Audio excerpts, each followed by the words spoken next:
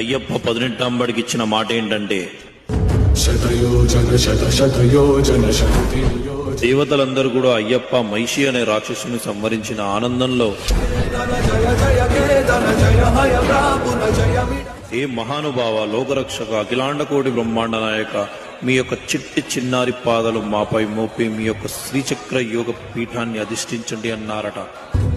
Raghunandana Raghu Raghunandana రఘువర